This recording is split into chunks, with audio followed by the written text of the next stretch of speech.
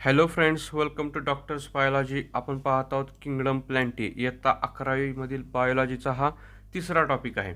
यामध्ये आपण पाठीमागचे 2 topic complete केले आहेत. ज्यांनी त्याचे व्हिडिओ पाहिले नाहीत त्यांनी इथं आय बटनवरती क्लिक करा, तुम्हाला ते व्हिडिओ लेक्चर्स भेटून जातील. या टॉपिकमध्ये आपण शेवटचा पॉईंट बघतोय किंगडम प्लॅन्टिंग.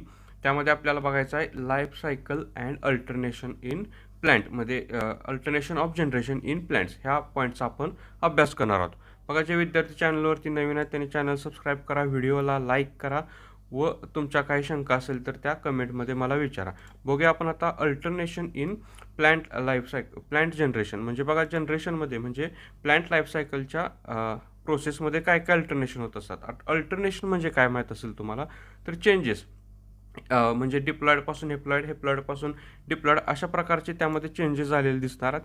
त्याला म्हणतो आपण अल्टरनेशन ऑफ जनरेशन. बघा, तुम्हाला इझिली समजेल आता मी सांगतो काय प्रोसेस आहे ते.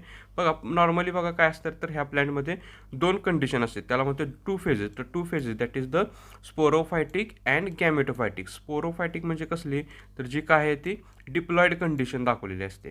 डिप्लॉइड म्हणजे काय माहीत आहे तुम्हाला, ज्याचा क्रोमोझोम नंबर आपल्या ह्युमन बॉडीच्या कंपॅरिझनमध्ये म्हणतो तर आपण 46 म्हणजे 2 सेट्स ऑफ क्रोमोझोम म्हणतो आपण त्याला डिप्लॉइड. ओके, डिप्लॉइड हेप्लॉइड तुम्हाला 10वीपर्यंत इझिली किंवा परफेक्ट हे माहीत असलं पाहिजे किंवा आहेच. मग आपण त्याला म्हणतो डिप्लॉइड. म्हणजे जी काय प्लॅन्टची नॉर्मल कंडिशन आहे ती कशी आहे, डिप्लॉइड कंडिशन म्हणतोय, त्याला म्हणतो आपण स्पोरोफायटिक. आणि गॅमेटोफायटिक कशी आहे, हेप्लॉइड. म्हणजे जेव्हा गॅमेट्स तयार होणार आहेत किंवा जी काय हेप्लॉइड कंडिशन आहे त्याला म्हणतो आपण गॅमेटोफायटिक. ह्या 2 फेजेस आहेत. ओके, ह्या 2 फेजेसवरूनच प्लॅन्टची लाईफ सायकल ही कंप्लीट होत असते.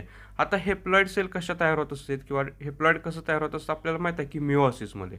बघा, ह्या प्लॅन्टमध्ये काही special type of the cell असतात. म्हणजे त्याला आपण म्हणतो जर्म सेल. अशा सेलमध्ये जेव्हा मिओसिस होते, when some special type of the sporophytic divide by meiosis it produce the haploid cell. Okay, लक्षात आलं. हेप्लॉइड सेल म्हणजे काय झालं तर ती गॅमेट. लक्षात येते काय, गॅमेट्स म्हणजे जे काय आपण प्लॅन्टमध्ये म्हणतोय त्यांना स्पोर्स. अशा प्रकारचे स्पोर्स कसे तयार होते तर त्या डिप्लॉइड सेलमध्ये मिओसिस डिव्हिजन झाल्यावर. मिओसिस सेल डिव्हिजन काय आहे तर it is the reductional division that decreases the chromosome number. म्हणजे तिथं 2n असेल तर तिथं काय करणार आहेत, n करणार आहे. म्हणजे डिप्लॉइडचं हेप्लॉइड करणार आहे. हे झाली गॅमेटोफायटिक स्टेज. आता गॅमेटोफायटिकमध्ये काय आहे तर हेप्लॉइड आहे, हे आपल्याला माहीत आहे. Haploid cell. आता ह्या हेप्लॉइड सेलमध्ये काय होणार आहे तर मायटॉटिक डिव्हिजन होणार आहे. आता मायटॉटिक डिव्हिजन म्हणजे काय असणार आहे तर ॲज इट इज सेलचा नंबर तयार करणार आहेत. म्हणजे इथं काय होणार आहे, मल्टीसेल्युलर हेप्लॉइड सेल्स तयार होणार आहेत. लक्षात येते का, हेप्लॉइड सेल इथं काय झालेत तर मायटॉटिकली डिवाइड झालेत. दिस हेप्लॉइड सेल. बघा, इथं काय झालं, पहिल्यांदा स्पोरोफायटिक सेलमध्ये मिओसिस झालं. मिओसिस झाल्यामुळे हेप्लॉइड सेल तयार झाल्या आणि त्या परत हेप्लॉइड सेल मायटॉटिकली डिव्हिजन करतात. मायटॉटिकली म्हणजे कसल्या, मायटॉसिस डिव्हिजन तिथं शो करतात. मायटॉसिसमुळे काय होणार आहे तर इथं एक मल्टीसेल्युलर सेल तयार होणार आहे किंवा त्याला काय म्हणतो आपण गॅमेट्स तयार होणार आहे. म्हणजे गॅमेट म्हणजे काय, मेल गॅमेट, फिमेल गॅमेट अशा प्रकारचे गॅमेट्स तयार होणार आहे. आणि ह्या स्टेजला म्हणतो आपण गॅमेटोफायटिक स्टेज.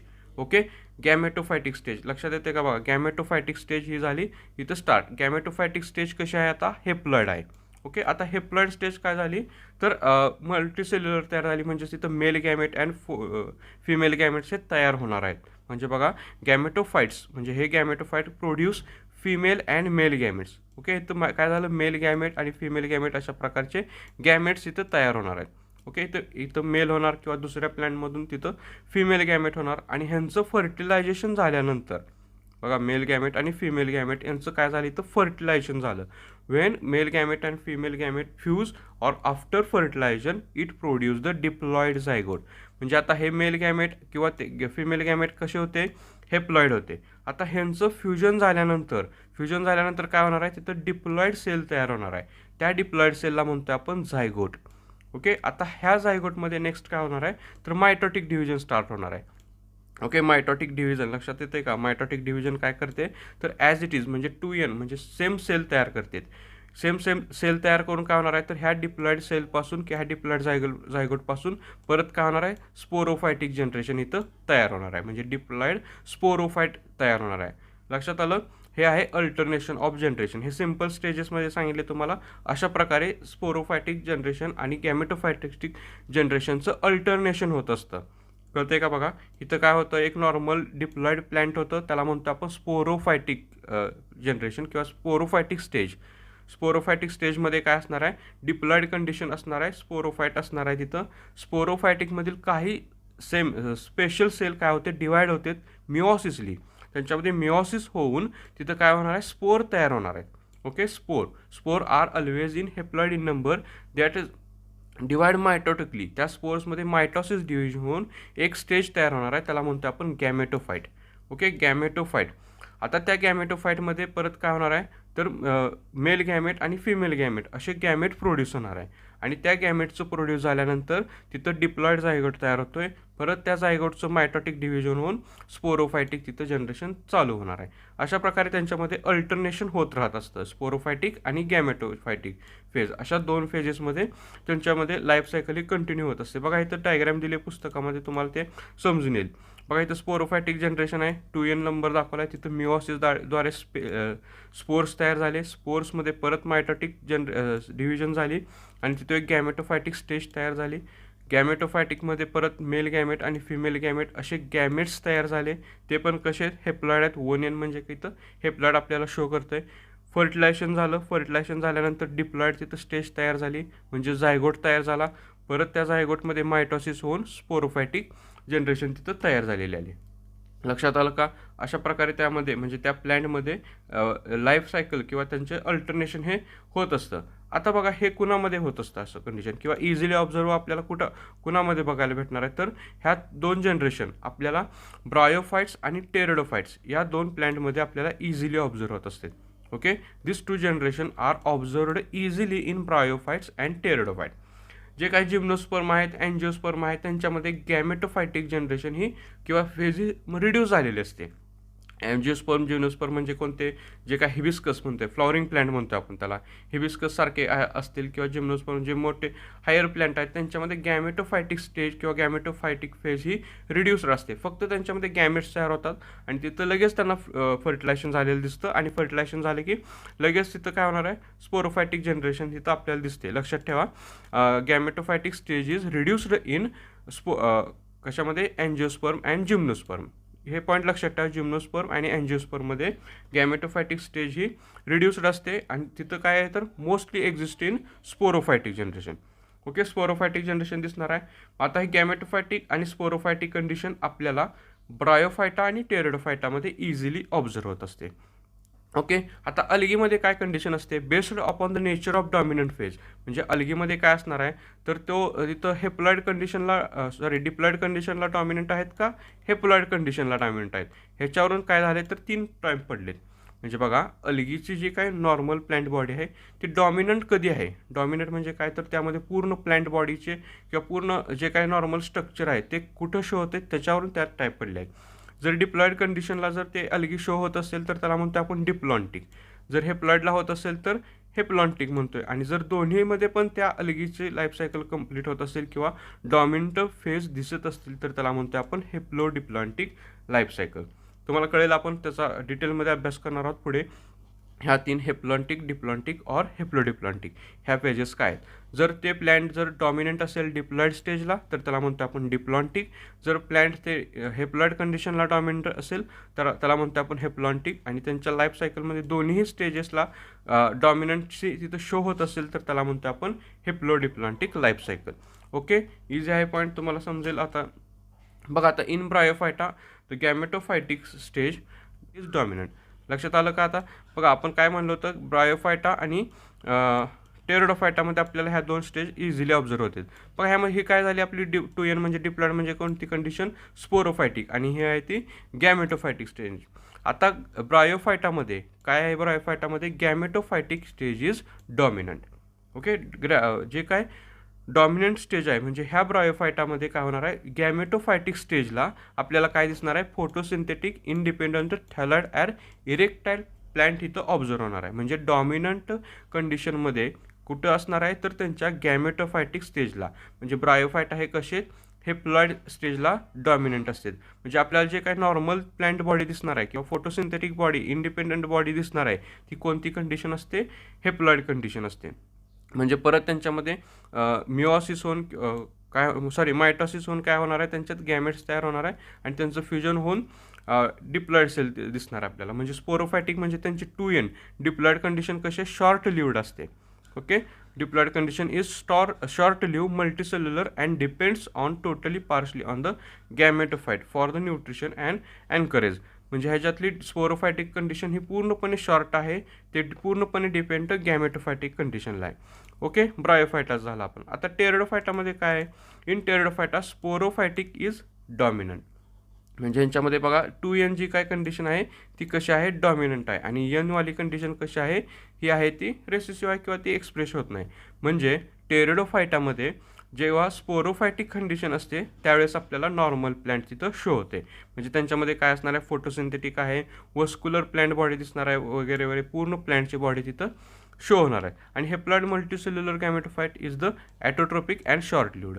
म्हणजे ह्यांची जेव्हा लाईफ सायकल कंटिन्यू होत असते त्यावेळेस जेव्हा गॅमेटोफायटिक कंडिशन असते त्यावेळेस ही कशी शॉर्ट लिव्ड असणार आहे.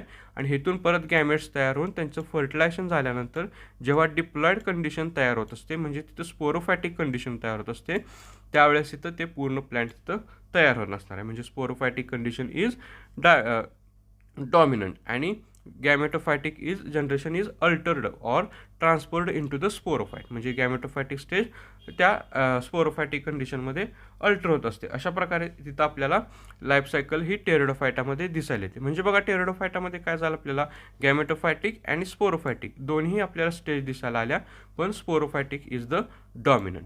ओके, आता बघू आपण त्या 3 स्टेजेस काय काय होते किंवा आपण त्याचा अभ्यास केला होता, हेप्लॉन्टिक, डिप्लॉन्टिक अँड हेप्लोडिप्लॉन्टिक. हे काय आहे आपण ऑब्झर्व करू. बघा ह्यामध्ये काय असते, बघा पहिला डिप्लॉन्टिक. बघा here is the mitotic division occurs only in the diploid sale.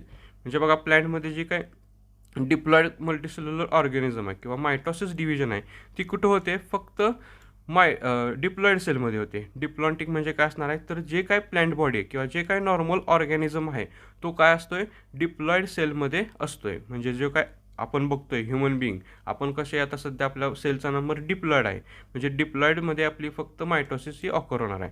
Wien the year in the mitotic division occurs only in the diploid cell. आता डिप्लॉइड सेलमध्ये फक्त आपल्यामध्ये काय होणार आहे, तर मायटोटिक डिव्हिजन होणार आहे. पण आपल्यामध्ये गॅमेट फॉर्मेशन होताना काय होते, मिओसिस होते.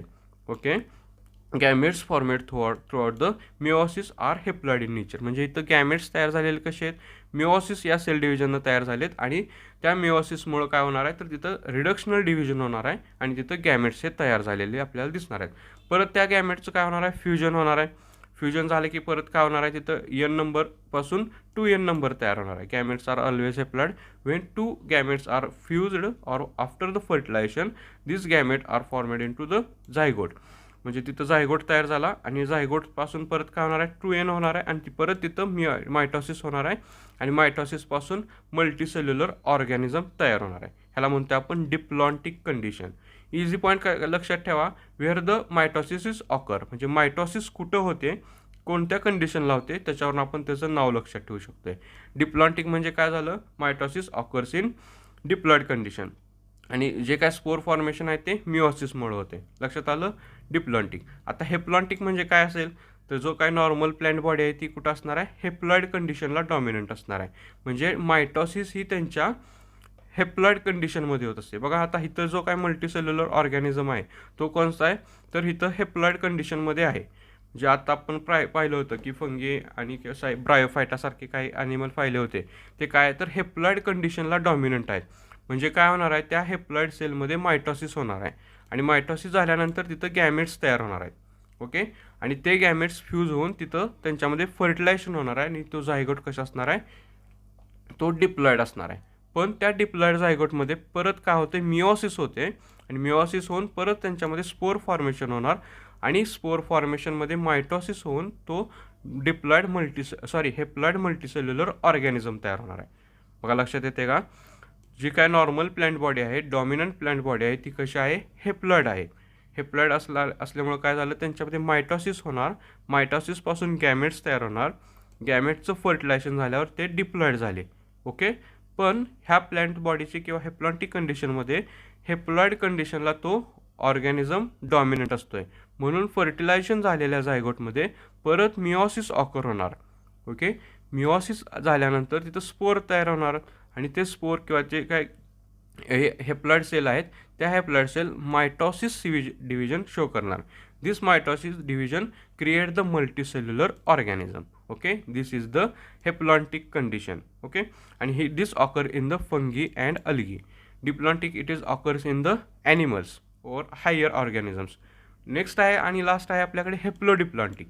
आता हेप्लोडिप्लॉन्टिकमध्ये काय असणार आहे, ते ऑर्गॅनिझम हेप्लॉइड कंडिशनलाही डॉमिनंट असू शकते आणि डिप्लॉइड कंडिशनमध्येही डॉमिनंट असू शकते. जसं की काही प्लॅन्ट्स आपण आता पाहिलं, जे काय टेरिडोफायटामध्ये, त्यामध्ये काय होतं, हेप्लॉइड कंडिशनला काही गॅमेटोफायटिक कंडिशनला पण काय होते, तर काही थोड्या प्रमाणात ते शॉर्ट लिव्ड पण प्रेझेंट होते. मल्टीसेल्युलर प्लॅन्ट तिथं प्रेझेंट होते आणि स्पोरोफायटिक कंडिशनला पण ते काही प्लॅन्ट प्रेझेंट होते. अशा प्रकारे डॉमिनंट स्टेज त्यांच्या हेप्लॉइड कंडिशनला पण असतात आणि डिप्लॉइड कंडिशनला पण असतात. अशा कंडिशन वेळेस काय म्हणतो आपण, हेप्लोडिप्लॉन्टिक कंडिशन. इझिली काय लक्षात ठेवायचं, mitosis occurs in both stages, that is haploid and diploid condition. बघा इथं बघा, हे काय तर एक डिप्लॉइड ऑर्गॅनिझम आहे मल्टीसेल्युलर. तिथं मिओसिस झाली, मिओसिस झाल्यानंतर स्पोर्स तयार झाले, त्या स्पोरमध्ये मायटॉसिस झाली आणि मायटॉसिस तयार होऊन एक तिथं मल्टीसेल्युलर हेप्लॉइड ऑर्गॅनिझम तयार झाला. Okay, multicellular haploid organism. त्यामध्ये परत मायटॉसिस होऊन त्यांच्यामध्ये गॅमेट्स तयार झाले, गॅमेटचं फर्टिलायझेशन झालं, फर्टिलायझेशन झाल्यावर डिप्लॉइड झायगोट तयार झाला आणि त्यामध्ये परत मायटॉसिस डिव्हिजन होऊन मल्टीसेल्युलर डिप्लॉइड ऑर्गॅनिझम तयार झाला. ओके, म्हणजे यांच्यामध्ये काय झाले, हेप्लॉइड कंडिशन आणि डिप्लॉइड कंडिशन अशा दोन्ही स्टेजमध्ये काय होणार आहे, तर मायटॉसिस ही ऑकर होणार आहे. म्हणून त्याला म्हणतो आपण हेप्लोडिप्लॉन्टिक जनरेशन किंवा टाईप ऑफ लाईफ सायकल. लक्षात आलं. आपण तिन्ही पण पाहिलेत, डिप्लॉन्टिक, हेप्लॉन्टिक आणि हेप्लोडिप्लॉन्टिक. बघा काय डाऊट असेल तर लगेच कमेंटमध्ये मला विचारा. हेप्लोडिप्लॉन्टिक कोणामध्ये होणार आहे, all plants and some algae. अल्गीमध्ये आणि प्लॅन्टमध्ये ही कंडिशन आपल्याला ऑकर झालेली दिसणार आहे. कळालं, लक्षात आलं. काय डाऊट असेल तर विचारा. इथे हा आपला टॉपिक कंप्लीट झाला आहे. आपण 3 टॉपिक कंप्लीट केलेले आहेत, लिव्हिंग वर्ड, सिस्टमॅटिक्स आणि हा किंगडम प्लॅन्टी. नेक्स्ट लेक्चरपासून आपण किंगडम ॲनिमलिया हा 4था टॉपिक सुरू करणार आहोत. बघा व्हिडिओमध्ये किंवा ह्या लेक्चरमध्ये तुम्हाला काय डाऊट असतील तर तुम्ही कमेंटमध्ये विचारा. आपल्या चॅनलला सबस्क्राईब करा, आपले व्हिडिओ शेअर करा. ठीक आहे, थँक्यू.